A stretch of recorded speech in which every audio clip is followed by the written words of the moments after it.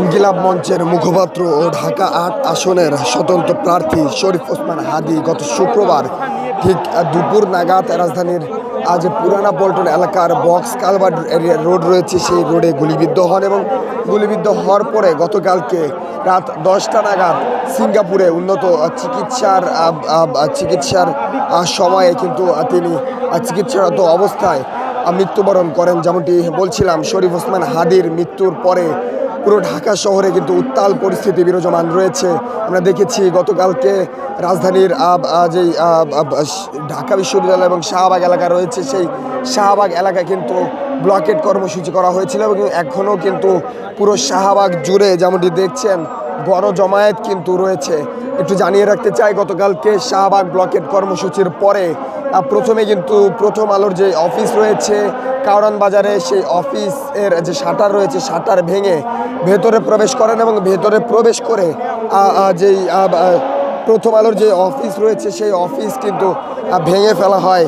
এবং বলার চেষ্টা করছিলাম, প্রথম আলো অফিসের ভেতরের যে আসবাবপত্র রয়েছে সেগুলো কিন্তু বাইরে নিক্ষেপ করা হয় এবং সেই আসবাবপত্রে আগুন জ্বালিয়ে সেগুলো কিন্তু পুড়িয়ে দেওয়া হয়। এরপরে কিন্তু ডেইলি স্টার, এরপরে একে একে ডেইলি স্টার, ধানমন্ডি 32, ছায়ানট কিন্তু ভাঙচুর করা হয়। দর্শক, যেমনটি বলছিলাম, শরীফ ওসমান হাদীর যে জানাজা হওয়ার কথা ছিল আজকে সিঙ্গাপুরে, সেটি কিন্তু হয়নি এবং সন্ধ্যা 6টা নাগাদ 6:30 নাগাদ কিন্তু রাজধানীর হযরত শাহজালাল আন্তর্জাতিক বিমানবন্দরে শরীফ ওসমান হাদীর যে মরদেহ সেটি কিন্তু নিয়ে আসা হবে। দর্শক, যেমনটি দেখছেন, ঠিক শরীফ ওসমান হাদীর পক্ষে হাজারো ছাত্র জনতা কিন্তু শাহবাগ মোড়ে অবস্থান নিয়েছে। আপনাদেরকে পাখির চোখে সেই দৃশ্যটি দেখানোর চেষ্টা করছি।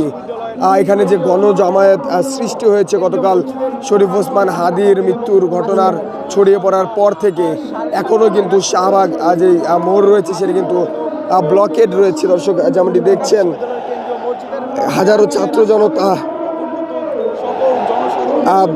দেশের জাতীয় পতাকা হাতে নিয়ে শরীফ ওসমান হাদীর মৃত্যুর যে বিষয়টি শোনার পরে তার যে বিচারের দাবি, সেই দাবি নিয়ে শাহবাগ মোড়ে কিন্তু অবস্থান নিয়েছেন। যদি জানিয়ে রাখতে চাই, ইনকিলাব মঞ্চের ফেসবুক পেজের এক বার্তায় কিন্তু গতকালকে জানিয়ে দেওয়া হয়েছিল, ভারতীয় আধিপত্যবাদের মোকাবিলায় মহান বিপ্লবী ওসমান হাদীকে আল্লাহ শহীদ হিসেবে কবুল করেছেন।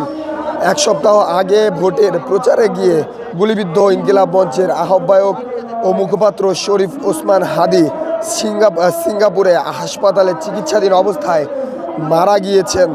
গতকালকে রাত 10টা নাগাদ ঢাকায় হাদীর অস্ত্রোপচারে অংশ নেওয়া নিউরোসার্জন আব্দুল আহাদ বৃহস্পতিবার রাতে, অর্থাৎ গতকাল রাতে, এক ভিডিও বার্তায় বলেন, সিঙ্গাপুর জেনারেল হাসপাতাল থেকে তাদের হাদীর মৃত্যুর খবর নিশ্চিত করা হয়েছে। এরপর থেকে আমরা দেখেছি ঢাকা শহরের ঢাকা বিশ্ববিদ্যালয় এবং শাহবাগ এলাকা কিন্তু উত্তাল হয়ে পড়ে এবং গতকাল রাত থেকে এখনও কিন্তু শাহবাগ মোড় ব্লকেড রয়েছে।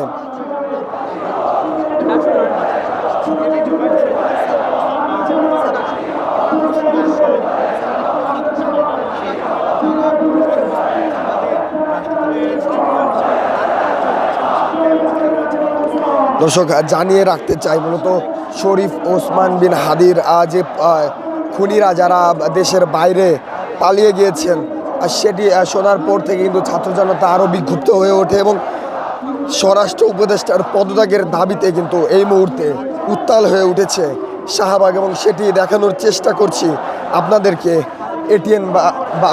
এটিএন বাংলার সরাসরি সম্প্রচারে।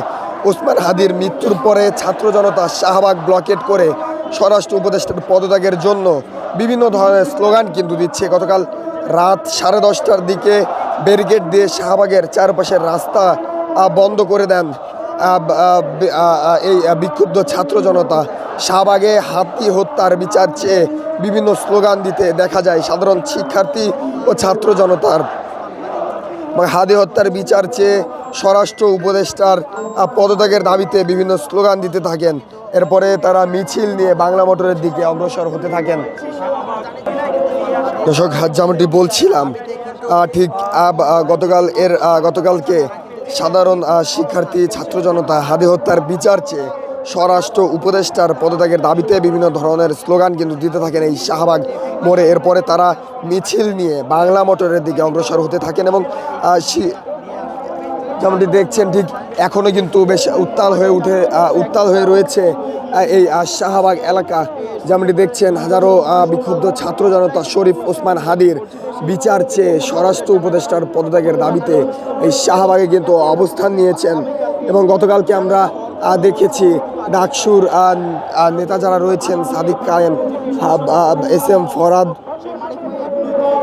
সাদিক কায়েম, মোসাদ্দেক এবং এবি জোবায়ের সহ ডাকসু নেতা যারা রয়েছে তারা কিন্তু এই শাহবাগ মোড়ে অবস্থান নিয়েছিলেন। এবং এখনও কিন্তু হাজারো ছাত্র জনতা শরীফ ওসমান হাদির যে হত্যার যে বিচার, সেই বিচারের দাবিতে এই শাহবাগ কিন্তু ব্লকেট করে রেখেছেন।